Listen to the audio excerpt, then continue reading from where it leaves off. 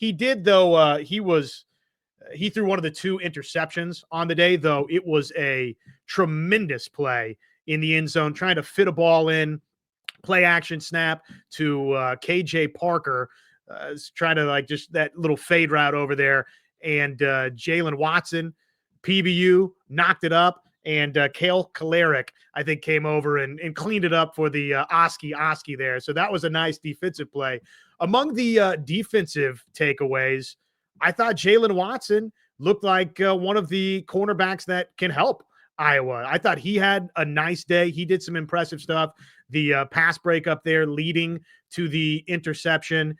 There's obviously a lot of attention on Max Llewellyn. Can he take a step forward for this Hawkeye defense and be one of the key cogs up front? And based on the snaps that we saw on Saturday at the Iowa Open practice, I thought clearly Max Llewellyn was one of the best defensive players on the field. He was routinely generating pressure. He would have had a sack of Hank Brown, but obviously you're not tackling the quarterbacks in this event, and maybe would have had another couple of pressures or a forced fumble here and there if you're quote unquote playing through the whistle and able to, play to contact, but he didn't. But I thought that was a good sign for Iowa, what they saw from Max Llewellyn. That was encouraging. Yeah, and that's, that was one of the biggest storylines going into the offseason was the fact of losing Jay Higgins, Nick Jackson, so many players on defense that have been very key to our success the past couple of years. Who's going to step up? Who's going to be the one to take charge, especially, at the linebackers and the D-line? Who's going to take charge in the trenches? And I feel like, Jesus, excuse my voice crack, man. I lost my voice early, but for Max Llewellyn, I believe it was Nebraska. I think it was the last game when he got it was a strip sack, and then we won on the field goal. I think it was because of that strip sack. When you end your season on such a high play like that, sometimes it really creates momentum going into the offseason and into next season. And I feel like that's just what's going to happen. We need him to step up. He knows that. Now this is the time to shine. With players like him, a lot of D1 players, your aspirations are to get to the NFL. But in order to do that, you want to, make the most of the opportunity you have in front of you. I'm sure he has those aspirations, and that's what he's doing with Hawkeye football with the defensive reputation. He knows that this is a time he's going to get looked at, and he showed it in spring practice. He's taking charge. He's becoming a leader, a guy in the locker room to step up, use his voice, and also his play on the field, back it up, show he's a leader on and off the field. And good dude as well, man. He's like humble guy, just wants to have fun out there. So I really do think that he's gonna be huge.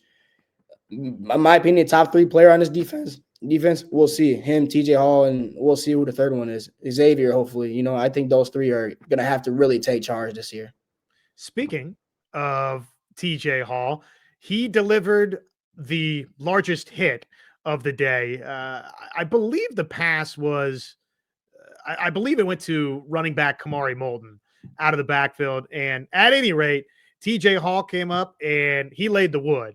So that was good to see that you've got a defensive back there. Hawkeyes are known for that. Defensive backs that can get downhill and break down and hit guys and tackle and be sure tacklers.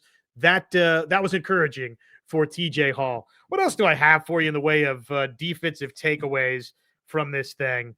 I think those were probably the 2 biggest ones, is what Max Llewellyn did. Joseph Anderson, I thought, was somebody, Chris, that made some plays over the weekend as well. He was somebody that popped a couple of times on tape. He did some good things out there. Alex Moda is a defensive back that, of course, had arrived in Iowa City as a wide receiver. They've moved him over into the defensive backfield, and I thought he got at times picked on a little bit, which that probably is going to be a little bit of a work in progress.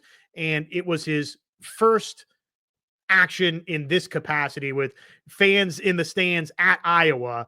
I know that he's not his first defensive back snaps, but first time at Iowa in that capacity on that stage. So I thought that maybe he at times he kind of got a little bit. But Phil Parker has said a lot of good things about Alex Moda. So those some of the takeaways. Any other defensive takeaways? It's hard to. I think it's hard to judge linebackers in this setting because again, Iowa looked to me like they wanted to feature the passing game a little bit. They threw it quite a bit on Saturday, which was good, right? You wanted to see what the passing game looked like. So that didn't maybe give a ton of opportunities for linebackers to get downhill and fill. So that part of the defense, I think, remains to be seen for the Hawkeyes. There wasn't a ton of running lanes, though. At times, Kamari Moulton cracked a couple of runs, but there weren't just chunk runs left and right. So I guess, in the bits and pieces you can evaluate of the backers, that part was solid. Yeah, and I feel like I'm going to add on to what you said about it's hard to evaluate linebackers at this point. I think it's hard, at least for me, to evaluate all defense right now. Just the one glance, I feel like you could evaluate the offense a little more, but just defense, I just need to see them go against real competition when it comes to season. You can see little flashes. I guess same goes for offense too, obviously. We don't even have our QB1 playing right now, but we only get a set picture right now playing against the guys you practice against all the time. So you might know tendencies, you might know some plays. What's going to happen when you might not know what the other team is running? I think that's the biggest thing. But we definitely saw some positives. I love TJ Hall and his aggressiveness. I think, like I said, he has to step up. He has no choice but to step up, be a leader. He has to try to be our best defensive player this year. And from I'm blanking on the coach that praised him last week at the media availability, but he said that TJ Hall was looking like he's going to be CB1 this year, and that's what he has to be. Him and Xavier, I believe he's going to take that leap. He knows that, he's on the radar of being a pro, had a down season. He's going to come back and step up too. So, it's just, for me, it's hard to evaluate them right now, but there's a lot of positives to take away. And I just want to see what they do when the time comes in the season. And yeah, I don't know. I can't really evaluate that. For me, too much. I told you before the show, it was more about the offense for me. That's what I was looking at more. The QBs, the running backs, the receivers. And I love what I saw from offense. But the defense definitely gave some problems, aggressiveness. Like you said, the pick in the end zone was a great play.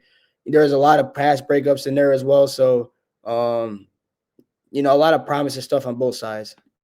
There was another interception thrown by Jimmy Sullivan, and I apologize. I couldn't get the number of who intercepted it. If you guys know in the comments, feel free to pass that note along. But that was intended for a running back out of the backfield, and it was intercepted. So that was a mistake again earlier from Jimmy Sullivan. So that's why I say maybe took a minute to kind of settle in, and then I thought did some really nice things by day's end.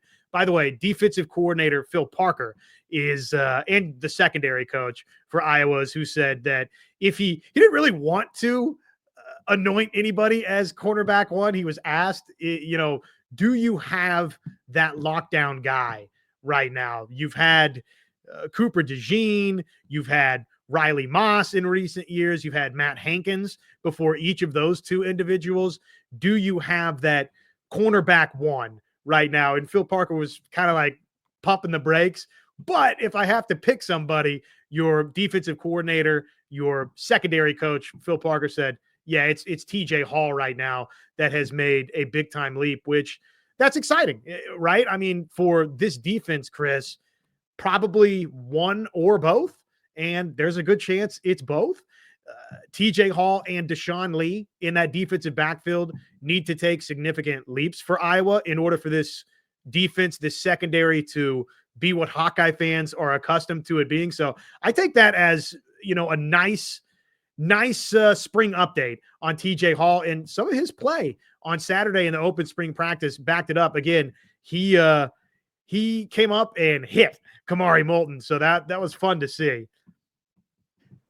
Yeah, you love big hits, man. That's what you watch football for some of those moments, and to see that from TJ Hall, him being aggressive, saying he's gonna run through people. You're my teammate right now. If he's doing that against his teammate right now, imagine what he's gonna do when he's going against Nebraska, Michigan, USC, and all these other schools. It's just a glimpse of what we're expecting to see coming this season. He had, like I said, this might be like my 12th time saying, if I had a dime for every time I said on the show already, he has to step up. I might be rich already. He's gonna step up. That's why I believe in. And I want to see Deshaun Lee step up too. I believe he had a rough season last year as well. Not to bring up this play again, but I said it last show with the thing on Jeremiah Smith that happened in the end zone was pretty telling of how his season went. And him being a smaller DB, he has to really be strong. He has to be physical, and he has to really know the ins and outs of how to guard some of these elite receivers, because it's probably going to be he's going to face off against Jeremiah Smith for sure, and he probably got other receivers that on other teams that are probably going to step up, and that's what it's going to come down to. Is the trenches will probably be fine. Max one's going to step up and company and all those others, but the DBs, when it's time to throw the ball, they have to be the backbone of our defense. That's what it's been. You mentioned Cooper DeJean and Riley Moss, and that's why we've been so successful on defense, because we had those elite guys in the backfield that have held it down. Last year we kind of didn't have that. Now it's time to get that back, and we retained a lot of those guys, so they just need to step up, talk with Phil Parker, get that going, and put it all out there. Put that in the field, no pun intended, and see what happens. Deshaun Lee, I had it in my notes. I've got a wealth of notes here, like tough to scour through as we do the show. I probably wrote a little bit too much as I wound and rewound the tape from Saturday at the open practice. But Deshaun Lee, he had a good coverage snap on Zach Ortworth, the Hawkeye tight end. So that was one of the good defensive plays as well.